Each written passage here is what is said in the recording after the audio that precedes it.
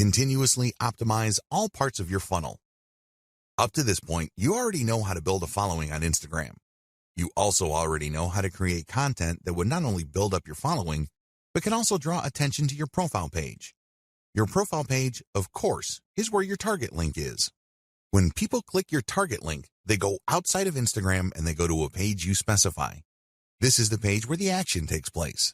This page can be a consumer guide which qualifies your traffic. People can then click through to a page that's deeper inside your website. Ultimately, they can click on a link to go to the squeeze page for your mailing list. This is the page that recruits people to join your mailing list. You can also promote a sales page using these internal pages. There are just so many ways you can go with this. But regardless of how you plan to convert free or paid traffic on Instagram into paying customers, you need to optimize all parts of this funnel. The funnel starts with your content on Instagram. It gets narrower when people click through to your profile page. From there, it goes to a page on your website. From there, it can either go to an internal page or to a sales page or a squeeze page. Whatever the case may be, you need a very broad top for your funnel, and each smaller part of your funnel needs to be as broad as possible. Why? The more people you have coming in, the higher the total number of people you can convert if you set up your funnel right. And here comes the bad news. It's one thing to say that you're going to have to optimize all parts of your sales funnel.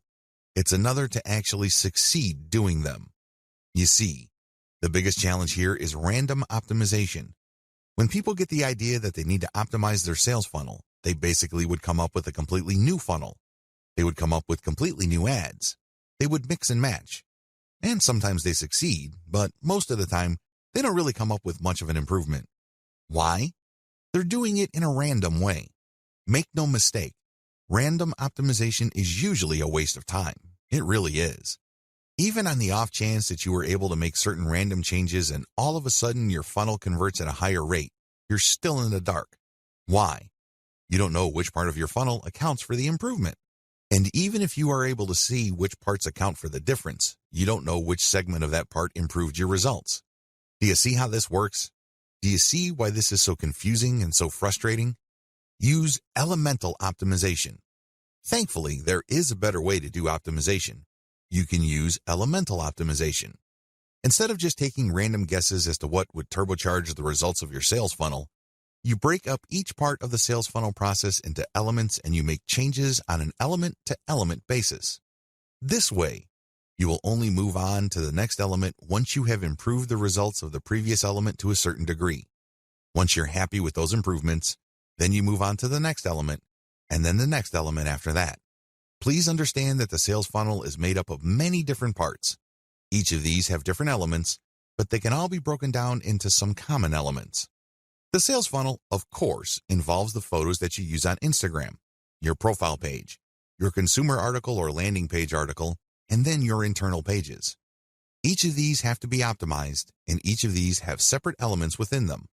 For this video, I'm just going to focus on the elements that can be found on Instagram. You can use the same element-by-element analysis to optimize your squeeze page, your consumer guide page, and other elements on your own website. But as far as this training is concerned, we're just going to focus on the elements found on Instagram. Key elements to keep in mind.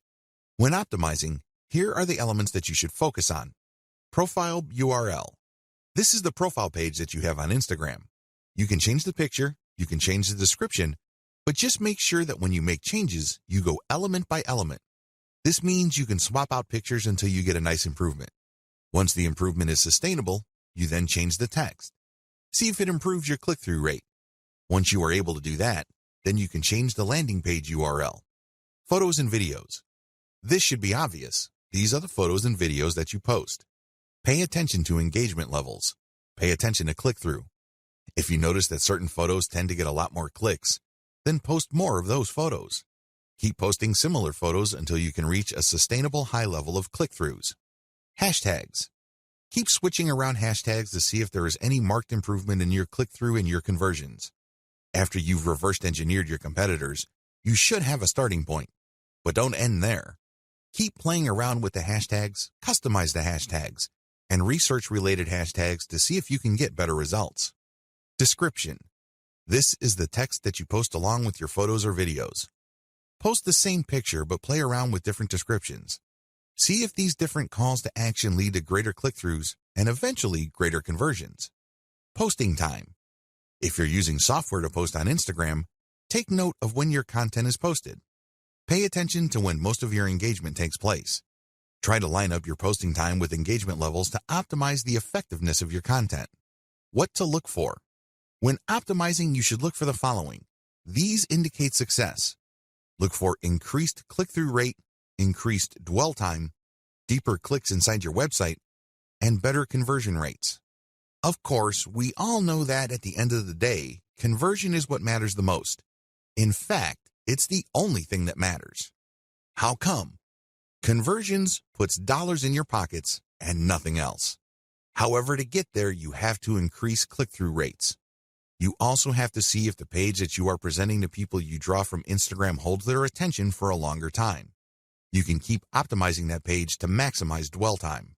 Also, pay attention to your initial content on your own website to see if you can optimize it so you can get deeper clicks. The more internal pages, the more the person views, the more interested that person is in whatever it is you have to offer.